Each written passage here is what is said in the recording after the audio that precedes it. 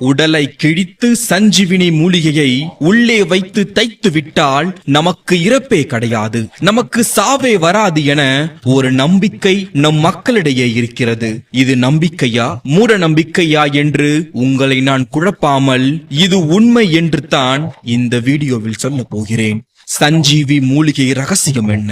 ராமாயணத்தில் லட்சுமணன் உயிரை காப்பாற்ற ஹனுமன் சஞ்சீவினி மலையில் இருந்து சஞ்சீவினி மூலிகையை கொண்டு வந்து அவரின் உயிரை காப்பாற்றுவது போல் சொல்லப்பட்டிருக்கும். இந்தியாவின் முக்கிய இதிகாசமான ராமாயணத்தில் சொல்லப்பட்டிருக்கும் இந்த சஞ்சீவி மூலிகை இருப்பது உண்மையா என்றும் இந்த பெயரை வைத்துக் கொண்டு செய்யப்படும் மோசடி என்னென்ன என்பதையும் தெரிந்து கொள்வோம்.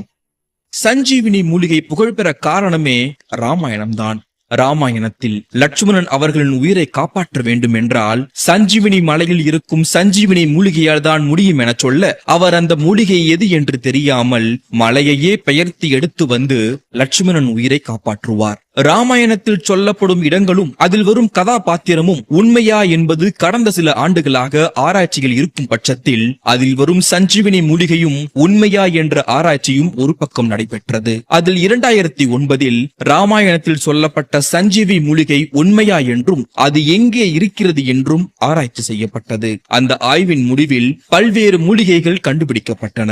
ஆனால் சஞ்சீவி மூலிகை மட்டும் கண்டுபிடிக்கப்படவில்லை. ஆக அறிவியல் ரீதியில் கண்டுபிடிக்க முடியாத மூலிகையாக சஞ்சீவி மூலிகை இருக்கும் பட்சத்தில் சஞ்சீவி வேர் என்று ஒன்று இணையதளத்தில் உலாவி வருகிறது. அதாவது இந்த வேரானது நீருக்கு எதிர் திசையில் செல்லும் என்றும் இந்த வேரை வைத்து இரும்பையும் உடைக்கலாம் என்றும் சதுரங்க வேட்டை படப்பாணியில் மக்களை ஏமாற்றுபவர்களும் இங்கு உண்டு. இப்படி ஒரு மூலிகையே இல்லாத பட்சத்தில் எப்படி இதை பற்றி நம் சித்தர்கள் உடலை கிழித்து சஞ்சீவினி மூலிகை உள்ளே வைத்து தைத்து விட்டால் நமக்கு இறப்பே கிடையாது என்று சொன்னார்கள். இதற்கு பின் இருக்கும் உண்மையான உண்மை என்ன தெரியுமா?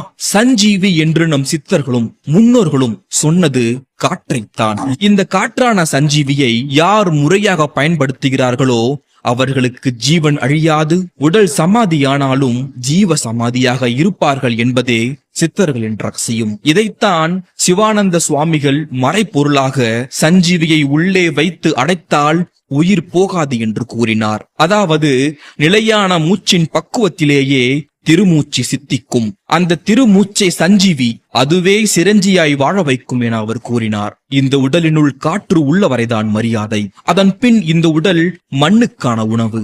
ஆக ஜீவ சஞ்சீவியான காற்றை நாம் முறையாக பயன்படுத்தினால் அழியாத சிரஞ்சீவியாக வாழலாம் என திருமூலரும் கூறியுள்ளார். இதை மூளை இல்லாதவர்கள் புரிந்து கொண்டதால்தான் இது இன்று மூலிகை வேறாகிவிட்டது.